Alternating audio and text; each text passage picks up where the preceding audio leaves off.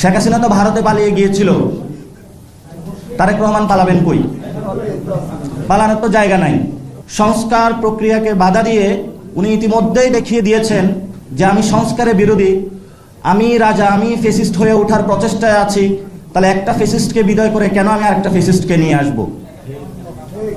এটার তো কোনো যৌক্তিকতা হতে পারে না। কারণ আওয়ামী লীগের একটি বন্ধু রাষ্ট্র ছিল, বিএনপি বলে তাদের নাকি বন্ধু রাষ্ট্র নাই।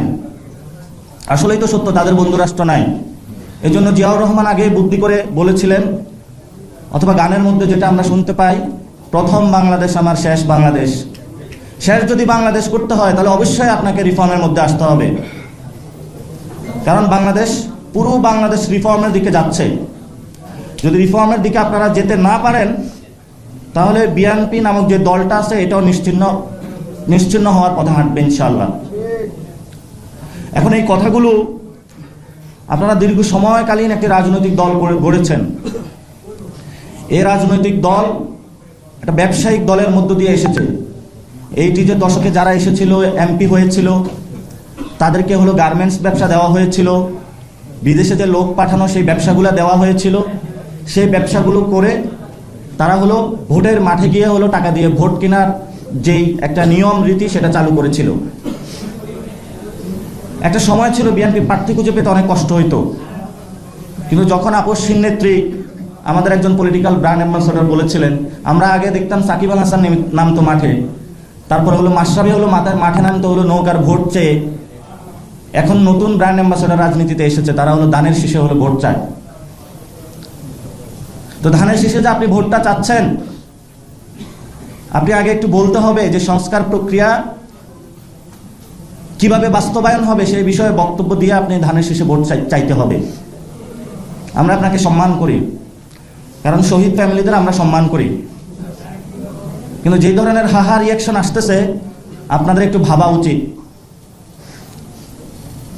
আমরা শুরু থেকে বলে আসছি শহীদ ফ্যামিলিদের প্রতি আমরা নমনীয়, কিন্তু ৭১-এর মুক্তিযোদ্ধা কার্ড খেলে কেউ যদি স্বৈরাচার হইতে চায়, ২৪-এর শহীদ ফ্যামিলির কার্ড খেলে কেউ যদি আবার নব্য ফ্যাসিস্ট হতে চায়, সেখানে কোনো কিন্তু আমরা কম্প্রোমাইজ করব না। তো আপনারা একই সাথে ঐক্যমত কমিশনে ছিলেন, একই সাথে মিটিং করলেন, একই সাথে সব কিছু করলেন। এখন যখন একটা পর্যায়ে আলোচনা টেবিলে আসলো, ভোটের প্রশ্ন আসলো, তখন এক দল যেটা আওয়ামী লীগের সময় ছিল নিষেধগার করা সেই প্রক্রিয়ার মধ্যে আপনারা চলে গেলেন।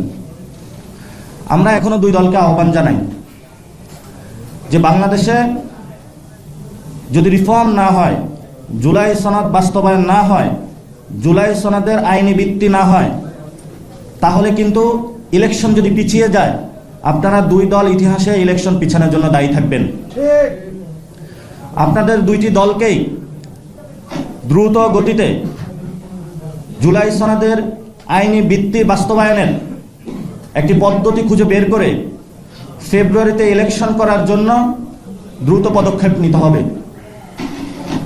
আর যদি আপনারা পদক্ষেপ নিতে ব্যর্থ হন, আপনারা জানেন যে ইতিমধ্যেই সমঝোতার যে ডেডলাইন ছিল সেটা শেষ হওয়ার পথে, শেষ হয়েও গিয়েছে মনে হয়।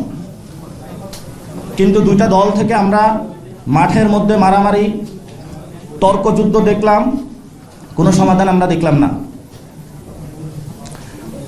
তাহলে সরকার যদি বিএনপির পক্ষে যায় বা জামায়াতের পক্ষ হয়ে কোনো স্টেটমেন্ট দেয়, ঐক্যমত কমিশনের ভাষ্য থেকে বের হয়ে নোট অফ ডিসেন্টকে ঢুকানোর যদি কোনো পায়তারা করে, তাহলে কিন্তু আমরা সবাইকে নিয়ে, শহীদ ফ্যামিলি থেকে শুরু করে আহত যারা যোদ্ধা রয়েছেন, আমরা রাজপথে আবার যাব। দুইটা দলকে কিভাবে বাধ্য করাতে হয় আমরা সে বিষয়ে খুব ভালো করে জানি। তবে যেই ভোটগুলা বাড়াইছেন, কেউ সোশ্যাল ওয়েলফেয়ার করে, কেউ হলো শহীদ ফ্যামিলির নিয়ে পলিটিক্যাল ব্র্যান্ড অ্যাম্বাসেডর যোগ করে,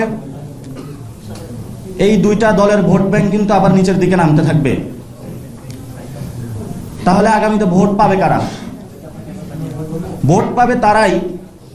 আদেশ হবে, কিন্তু এটার কিন্তু আগামী 5 বছরে বাস্তবায়ন করতে হবে।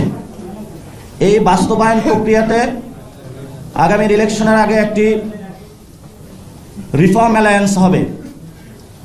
বা সংস্কার জোট হবে। আমরা দেশবাসীকে আহ্বান জানাবো,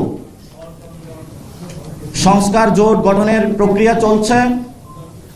পুরো বাংলাদেশ আপনাদের বুকে দাড়িপাল্লার ব্যাচ থাকুক, ধানের ব্যাচ থাকুক, বুথে গিয়ে কিন্তু আপনারা এই যে সংস্কার জোটে ভোটটা দিয়ে আসবেন।